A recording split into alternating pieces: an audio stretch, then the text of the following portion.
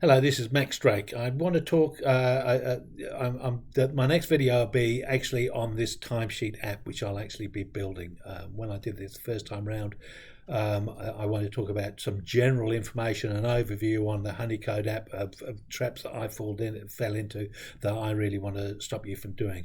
I'm dressed like this because it's July and it's freezing down here in New Zealand.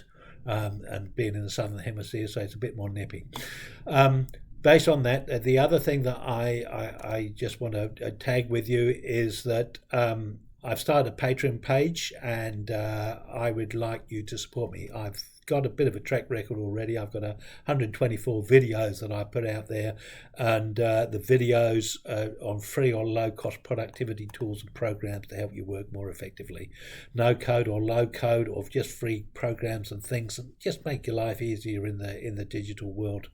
And then also building some tools or building things that actually work for you. Now, I'm an architect and building services designer. I've been an educator, and I've done some aid work. And one of the things is what goes around comes around.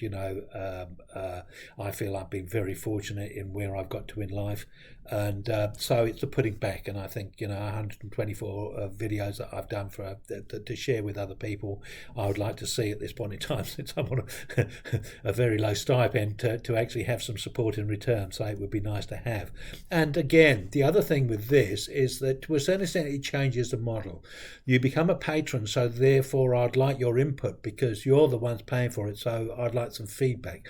I get a little bit of feedback from the other ones, but to a certain extent, with a bit of commitment, I'm hoping to get a bit more focus on what people are really looking for themselves. So there's two tiers. There's an early bird patron tier, which is $1.50 US per month, and plus there's GST, and that's goods and services tax, which is the tax I pay in New Zealand. It's like VAT, and it's 15%.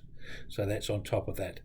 And this is the early pricing that will be going up to $2 shortly. So you just get a recognition, and also you get on the video of your name put up on the end of the video, and you get access to polls, so you can actually give me some feedback of what you'd be interested in.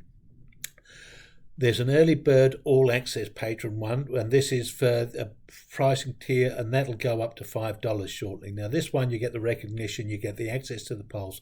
This is the important bit though. You actually get patron only access to articles on the how-to videos and stuff like that. So as I'm actually struggling through a particular project, I'm usually, as I'm doing something like with the Honeycode things, I've usually got a web page open and I'm writing a post about it at the same time. So if I find some convenient resources, I link to those, so I actually have them at that point in time. And if I find something a little bit odd, I take some screenshots to highlight a certain issue that I actually found. So it's a way of actually making things more easier. So in previous videos and stuff like that, I put that below the video. Now I'm actually going to make these posts, but they'll only be accessible for the people patron who are the $3 or higher. So suddenly I'm locking in a little bit of my website for people for there. Later on, I hope for the higher tier to be able to offer you a couple of days early release of the videos in advance, so you can see some of those things. So I've got two objectives for doing this, and I'll talk about the first one now. Generally, when I talked about the Honeycode app before, I said this is great, but where the power of Honeycode is when it links to the whole Amazon Web Services, all of the rest of the things they've got. And there is this Honeycode API that allows you to connect in with those sorts of things. So there's a get screen data and invoke screen automation. So but presumably there's a push and pull in there somewhere. But the little story is you've actually got to have a plus or a pro plan. So we just talk about that, and then we come back to why it's exciting. So if we go to the pricing, this is what I'm paying at the moment. And I get 2,500 rows of data, unlimited workbooks, including 20 members. For $20 a month, you get unlimited workbooks, include 20 members, and $10 for every member after that. And you get 10,000 rows of data. And then for $29.99, you get unlimited workbooks, include 20 members, and $19.99. So $20 Sorry, that was $10 a month for each additional member. This is $20 a month, and that costs you $30 a month. Now, this I think these are a bit of a negative. On my Glide apps, which are linking to a sheet, I find on 500 rows that's pretty slow. So having all these extra rows, and if you're trying to do a lookup through 10,000 rows, that can end up being quite sluggish. So unless there's something pre-happening somewhere else, when you actually press that button and it goes away and does those little actions, it's going to slow you down. So I don't think this is where these should be. And I'll talk about that after I just talk about this. Now, Amazon Web Services have some seriously cool stuff. Now, I've used their EC2 with basically you can end up with a server. So you can run a Linux one, or you can even run a Windows server, which I've run on there as well. I've run both. And you can run single instances, and you can run them for something. And the 750 hours is basically you can run it 24 hours a day for a month, and you can have that 12 months free. So that's pretty good. There's the Amazon S3 bucket of 5 gigabytes, but that's the same as a Google Drive or something like that. So nothing particularly handy, just it's integrated, so it's handy being there is accessible. And so you've got that for free. The RDS, so you've got relational databases. So you've got MySQL, Postgres, and SQL Server. So that's quite good. So you've got SQL services, you've got this Dynamo, so you've got a NoSQL databases if you actually want, and that's always free. That's good. The Google Cloud has that one as well. Not too sure what that is.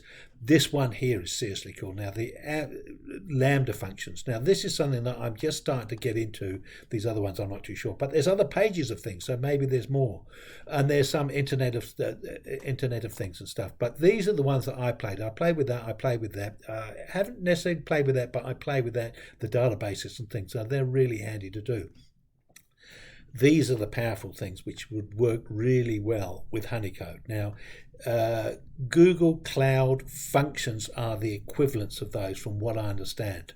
Now, what that does is basically on here, it will do the same as one of these. So you would set up a Node.js server on your server inside your Linux or inside your Windows. Can't remember if you can do it on Windows. And you run your server, and then when you come in with a bit of a code, some JavaScript code, it goes through and does a whole lot of actions. Maybe it goes to your database, gets some stuff out of your database, sends it off to your Honeycode app, or else it pulls, says go and take the last 200 rows out of my Honeycode app and go and put it into this database over here. But what this does, the Lambda Functions, is it doesn't need for you to run a server. So you don't have to spin up a Node.js server or some sort of server that will run Python continuously, or a Go server. Inside the inside the Google Cloud, it runs those servers, but it doesn't run them continuously. So they are maintaining those. It only spins it up when that command is called. So when you press a button, it'll go off, it'll find that function, it'll trigger that function, which may say, go and grab that stuff out of my relational database and go and push it into my Honeycode. Or let's just say I'm doing a survey. I give a property address, it goes off, and I press that button, that little thing goes off, grabs the data out of that database, pulls it in and puts it into my thing, so that I'm only actually carrying the amount of data for a particular address that I'm going to go and do an inspection on. So it doesn't need to carry the whole of the database for the rest of it, and you can actually almost do it on the fly depending on how much you're doing, because to a certain extent I'm not too sure where a lot of this back end is sitting. But I actually did find when I was actually putting some new rows in, sometimes it was taking up to about 30 seconds to actually add the new rows. So sometimes it can be a bit sluggish, which means that it's sitting somewhere else on some other cloud and then pulling into me. So if it's sending it to a cloud, and it's sending it to a cloud of Honeycode, then it's only when you interrogate it on your app itself that it pulls it up onto your app, or then you can actually input something.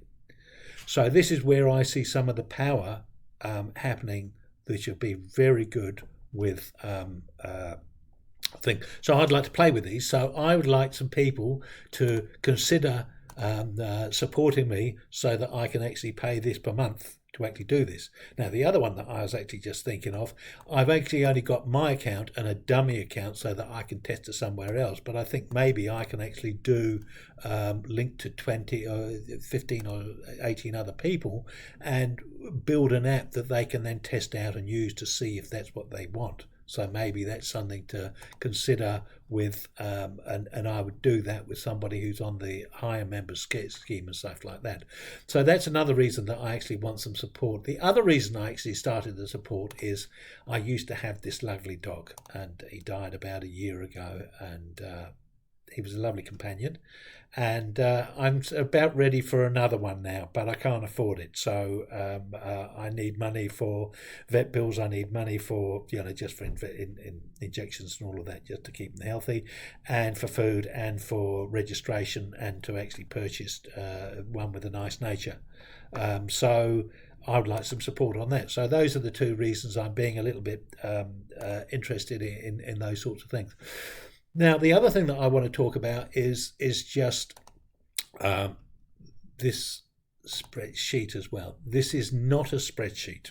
This is a table. This is a Honeycode table, and it thinks different to an Excel spreadsheet and to a Google Sheet. So this is where I ended up with a bit of problem right at the beginning. And mine is to dash in, go and break everything, and then figure out how everything works. And it didn't work. Now, the other thing that I was thinking of doing as well, and this was another approach, so this is what caused me a bit of a grief, is that I thought I could drive the app based on the table. So what I ended up doing was trying to put a lot of the coding into the table. But then when I actually filling something on the actual app and pushed it in, it just overwrote these cells. So suddenly it broke all the time. So this is why I've got some which are working and some which aren't working, and all sorts of weird things actually happening. So you can see at this level here, I've had quite a few failures and things like that, and I've actually had other issues as well. As it is over here now, is that it? Oh no, where is it? Oh, here I've actually got the whole thing working, so everything's coming through, and it's coming through clean, and it's robust, and it works fine. But it is temperamental, and it's a thinking process that actually caused this the issues about this, and this is where I got the thinking wrong. Now, the methodology that I was thinking of using was that I would bring in the spreadsheet, I would format the spreadsheet with the codes through here, I would then go into the builder, and I would then use the app wizard to build my app. So therefore it would create all of these gorgeous boxes all the time, because doing each one individually is quite painful and just not worth the trouble. So, for a button or things, or for a little odd bit here and there, it's sort of handy. But for major stuff, something happened there. Oh no, I've got that one there. So, but for major stuff, it can be a real pain. So I thought, well, actually just use it to build, and then just add or delete other things that you want. So you can actually just add a row item using this. But I also learned this other little trick. Down at the bottom, when you're actually on your app page, you can select you can actually, it's quite nice that you can do a lookup, is that you can just see what you're linking to on another page. So if you've got a cross-link to another table, you can actually just reference and just see what's supposed to be happening through there. The other cool thing with this, now I think I've got to go back down with that one, and I've got to change that to timesheet CSV, which I am on that one, yeah. So what you can do on here is if you click on something inside there, I think I've got to be in this particular area here, in there, it's just going to that one there. I can then drag something from here, I can click on it, and it adds those things into there. Cool. Not quite exactly what I want, but it's a way of actually getting things as you're building the sheet as well. Another thing I just want to note on this one, which is the more general sort of an overviewy one, is when you're actually selecting and using the app wizard, and then you choose an app. And this is the thing, a lot of my apps, and if you look at the one that I've actually got working, I've got all of these coming across. Now on a mobile screen, this is going to be an absolute disaster. But once I've actually got it working and I've got to check to see all the cells that I've worked that I actually need, I can actually just rebuild the app because I know it's working, and then I can actually just do another app and just rebuild it again and only bring across the things that I actually want, or do it in a certain methodology. So, the actual app building process itself is dead easy to go and play with. So that was the thing. Now I got lost somewhere there, and I don't know where I was. So here I was. So I'm just going to choose a table, and this is something that I just want to, I'll use that one again. And it's just going to go and build this. Couple of things. You've got choices on when you're doing this simple build. On that video was absolutely useless. You can add some columns, like it's starting off with an assumption that it's going to be on a mobile app, so it's trying to minimize the amount of muck on the screen. But you can actually add these, and also you can move them around, so you can add extra stuff to your columns all the way through there. So just be aware that you can do that. The other thing that you can do is inside settings, like this is actually horizontal with the columns on top, or you could do stacked. The problem with the stacked is that there. Now you see, if you've got several things, you've got to go down quite a way to actually find them. So it can be quite irritating to find that way round. So in some ways, having fewer things across, or another way that you do it is you just scroll down, or you find something that you can filter by and then just click on a certain part of the object and then do it in the details page. Now this is another thing as well. When you do the automated building ones, you can choose to build the other two screens as well, or you can choose not to, so by turning those ones off as well. So just be aware of all of those different things, because they are sort of a handy things to get around with. So based on those sorts of things, I'm sorry, I'm getting out of that there. So the other one that I just want to talk about is, and this is again where I ended up with a bit of trouble, is that I just presumed that the table was like a spreadsheet. Now Excel, which I suppose is Microsoft, do Excel, and Google do Sheets. But AWS doesn't have a spreadsheet, and I just presumed that this would be just a different type of spreadsheet. In fact, it's not. And you actually need to go through and use some of the resources to find out bits about it. There is in there a functional table where you can look up and see all of the functions that are available. I'm giving that to the people who are in my higher tier, so you free people have to go and look at yourself. So it has things like Vlookup, which is an expression where you would, in Excel, you would actually have a letter to your left or a number, and it would go and look it up on another sheet, and it would return something related to that. So you might have somebody's name, and you might say where's their address. So on another sheet, you might actually have everybody's name and addresses and email and all of that. So you have customer list. And then on this particular one, you might actually just add a customer, and then you can say, look up that customer and get me their address and bring it across there. So that's what a VLOOKUP does. There's a VLOOKUP and an HLOOKUP. VLOOKUP is pretty much the common one. But Honeycode has a thing called find row, which is different. So they have their own specific one. Now, they go through and explain why they think it's wonderful. And the only thing that I can see is it actually has their formatting. But it also has a few little quote marks that gets a bit confusing. But so they do things differently. So whereas you come through and you suddenly think, well, that's how a spreadsheet works. Well, that may be how a spreadsheet works, but it does have the functionality, but it does it in another different way. Another thing that it actually does as well is it has this pick list. Now you go through and you can pick something from another table. So what that is doing is it's a bit like a VLOOKUP, but it's actually a list in a way. And make sure you follow these instructions through here on the pick list, because that's where I ended up going a little bit too many steps down the road. One of the things with this is when you come through here, you can associate two tables together. So if I click on that and go into formats, I'm using this thing called a row link. Now it's an odd expression, a row link, but if we actually just look at what it's doing, is I'm just going to go through, oh sorry, this is a bit that I need to go through. I've got two tables. I've got one called Pro, and this is the table called Row, which I'm doing as a lookup.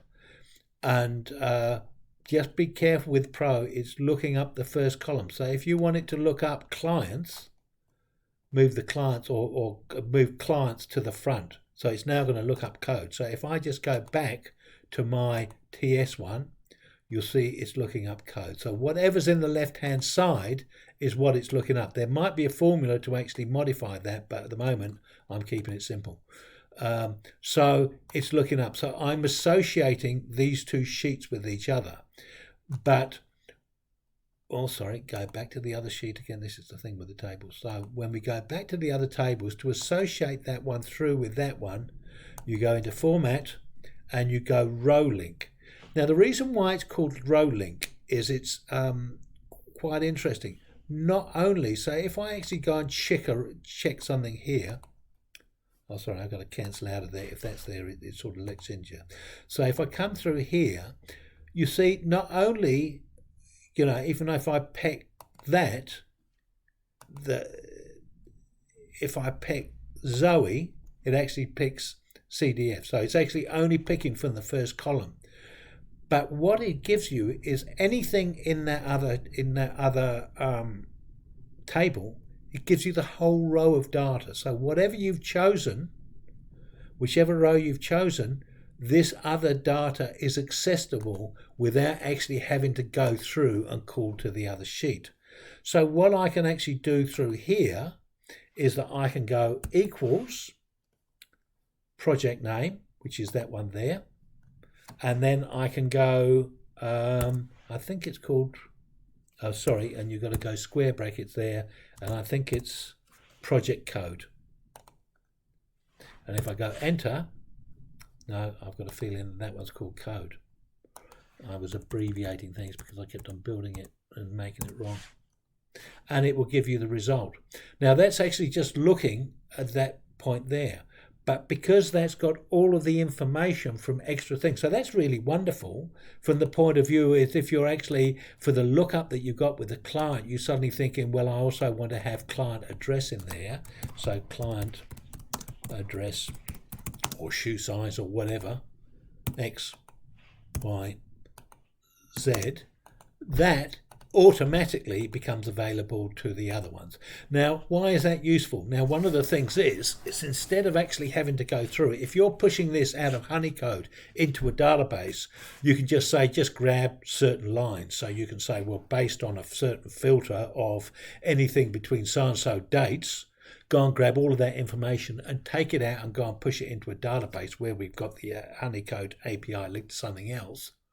You actually want all of that data all on the one line. So since that's accessible and all of that other stuff, it doesn't then have to go and use this to go and do the lookup of all of that other data inside the database. You've actually got it all there.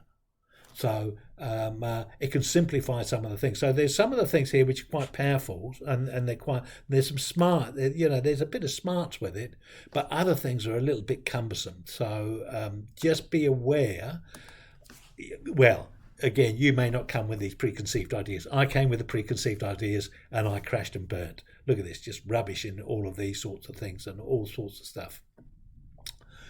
Formulas, dead disaster as well. Now this one, you set these are the formatting, and I think this is what you can do on these. You can format the columns. But when you format the columns, if I go shift, I can select 3 or 4 columns. And if I go format, it just jumps me to that one. And if I go back, in fact, I know that this one's shift, this one, and this one. And if I try formatting, annoying, all of these three in here, and we're saying number 2, and we go apply, what I was finding when I was automating the building of the app, the formatting only worked on the first one. So individually you actually have to go through and format each column separately. So just be aware of that, because once you've built your app, you've either got to blow it away and restart again. There's also things which you actually have to do in your apps that you've got to do inside your apps that you can't do inside your sheets. Now, one further thing that I just want to point out here, what is actually happening when you go through, now let's see if I can find one of these, unfortunately we've got onto here. When you go through and do something through here, this is a variable. So what it says is it's reading this bit of information through here, and I've got a date through there and stuff through there. And what it does is you've got this information sitting onto here, whatever we do through here. So these are sitting into there, and when you press that button, that's doing an automation that says whatever you see in there, and it can do two things. It can either push in the value or it can push in the formula. Whatever you see in there, and generally it's just a value, take that and go and put it in that cell. So this is what's happening. So in certain ways, when you're the first key that you actually want to do is what am I inputting into a sheet, into a table. So what you want to say is in the table, don't put anything into a column that's going to be overwritten by data coming in, and especially if that data is just a value, because if you've got a formula in any of those cells, it's going to crash. So whereas you've got things like project code which are linked to the project name or something like that, that's fine because you're not writing that information in there. That's already just, you can put that off to the side. This is the area of what you're pushing in, and if you've got a formula into any of these, it just overwrites whatever's there. So there's no point in formatting those. So again, and this is another one. I'm using a looking up of a person and an employee. And this is something where, and that one there is actually a pull down one. This one here is it's looking at the system user. And this only finds it when it's being pushed in from the app. So when you're actually in the app itself, inside the app itself, if you've got your person, it's actually taking it from the app to find out who the user is. So it can't find it on the spreadsheet. This was another, it's sort of like you've got to get your head around some of these things, because if you don't, it sort of shoots you, it really confuses me. So you can't find this on the spreadsheet because anybody who logs in onto this spreadsheet, onto the sheet, and you've got 20 people, if you've shared this, if they log in, that would automatically become them as a user. You don't want that to actually happen. You only want it to happen when they come in from the device interface at this point here. So at this point here, when they've signed into their app, that's when their user ID is created. So it's created on this form and then it's pushed into the spreadsheet. So actually having that information on the spreadsheet is doing nothing. Although it's actually got the formula, and that will actually get the user ID based on who logged in, it's not going to work in that point there. So there's no point in actually trying to format that column with that formula. It just doesn't work at all. So you've got to realize that it's actually capturing, the idea is it's capturing it at the app stage. And that's what it's then pushing into here as a value. So it's not pushing in that. It's just pushing in the value. So just be aware of some of these things. So it took me an awful lot of learning and at least three-quarters of a day of utter frustration before I started to see the logic and the sense of what was actually happening. So I think if you're building one of these, the first thing to do is to focus on, just getting yourself up and running with something dead basic, but of looking at what's being pushed in. And when you're looking at what's being pushed in, and I need to get to this point here, when you're in this point here, you've got to look at the variable names and what this variable, so that's called data cell 7. This doesn't work through there. Don't even think about it. And that is a variable. Actually, no, that one isn't. Sorry. Yeah. And sorry, and those one, this one's actually broken. Now it's got the value. Oh, no, it hasn't now. You see, now I've taken it out. It's actually just got the value, so it works. And then this one here, again, it's shared. Take it out and put it as a variable. And that should work. One hopes. We'll see. There it comes through. Now it's calling itself the data cell 9, which is what that cell is there. So we can actually have it as display. We can actually have as a row link. We can go through, and this one was a row link of the table, and the row link of the table was the people. And now you can actually go and do a lookup through that. And this is the second part that you're doing. You see there, it's found an identity. So without me doing anything, it's found an identity for me. So certain things are actually automated. So it's created here. So now let's just look at this button through here. Now what that button does, as far as the action goes, is it says, take that variable and put it into that cell in the spreadsheet. Oh, sorry, first thing it does, add a row to this sheet. So that's what it's doing. And then take the variable from inside there and put it into there. Now this was another thing that I ended up doing I ended up with all sorts of trouble, because what I was trying to do was I was trying to get the project code, and I was saying go to the project code and look at the table, the number in the table.